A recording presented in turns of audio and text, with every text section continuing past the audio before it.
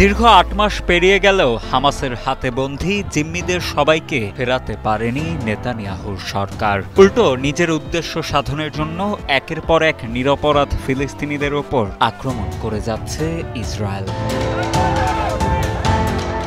বিনা কারণে ৩৫,০০০ ফিলিস্তিনির মৃত্যু আর এতদিন অপেক্ষার পরও স্বজনদের ফিরে না পাওয়ার ক্ষোভে ফুঁসে উঠছে জিম্মিদের পরিবার আর ইসরায়েলের সাধারণ জনতা। শনিবার নেতানিয়াহু সরকারের বিরুদ্ধে প্রতিবাদ জানাতে হাজার হাজার মানুষ নেমে আসে তেল আবিবের রাস্তায়। সাধারণ শিক্ষার্থী থেকে শুরু করে নারী পুরুষ ও বয়স্করা সবাই প্রধান সড়কের ওপর স্লোগান দিতে থাকে প্রধানমন্ত্রী নেতানিয়াহুর পদত্যাগ দাবি করে। বিক্ষোভকারীদের সংগঠন নিমরথ অ্যাডই বলেন, আমাদের এবার থামা উচিত। আমাদের জিম্মিদের আজই বাড়ি ফিরিয়ে আনতে হবে। মারামারি বন্ধ করুন। প্রতিবেশীরা হয়তো আমাদের পছন্দ করে না, কিন্তু আমাদের সরকার আমাদের ভিতরে সর্বনাশ করে ফেলেছে। ইসরায়েলি জনতার বিক্ষোভে পুলিশ বাধা দিতে গেলে ছড়িয়ে পড়ে সংঘর্ষ, সৃষ্টি হয় তীব্র যানজটের। এ সময় প্রধানমন্ত্রীর অফিস ও সরকারি বাসভবনের সামনেও জড়ো হন বিক্ষোভকারীরা।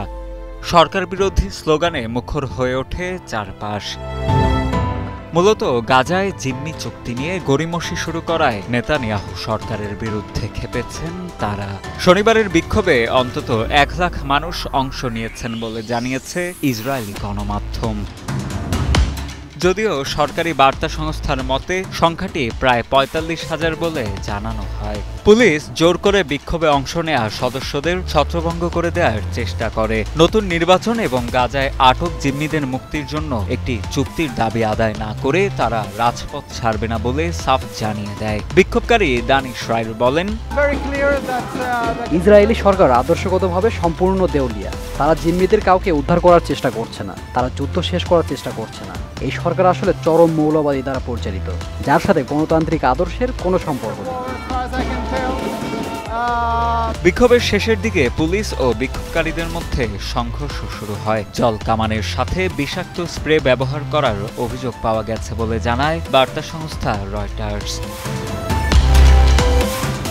কমপক্ষে একজন আহত বিক্ষোভকারীকে প্যারামেডিকদের দ্বারা চিকিৎসা দেওয়ার প্রয়োজন হয়েছিল বলে জানান বিক্ষোভকারীরা। এর আগে শনিবার হামাসের একটি ভিডিও থেকে জানা যায় ইসরায়েলের এক জিম্মি নাগরিক গাজায় নিজ দেশের সৈন্যদের হামলায় আহত হওয়ার পরে মারা গেছেন। ইসরায়েলি আক্রমণে মারা যাওয়া নাদাফ পপলওয়েল কিবুতজ নিরিমের দক্ষিণ ইসরায়েল থেকে হামাসের হাতে জিম্মি হয়েছিল।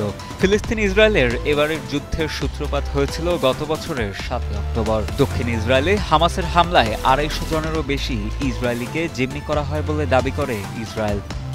আর এই অভিযোগে গাজা উপত্যকায় ইসরায়েলের সামরিক অভিযানে এখনো পর্যন্ত প্রায় ৩৫,০০০ ফিলিস্তিনি নিহত হয়েছে বলে জানিয়েছে গাজার স্বাস্থ্য মন্ত্রণালয়। ইসরায়েলের অব্যাহত বোমাবর্ষণ গাজা উপকূলকে কার্যত ধ্বংস করেছে, যার ফলে সৃষ্টি হয়েছে এক গভীর মানবিক সংকটের।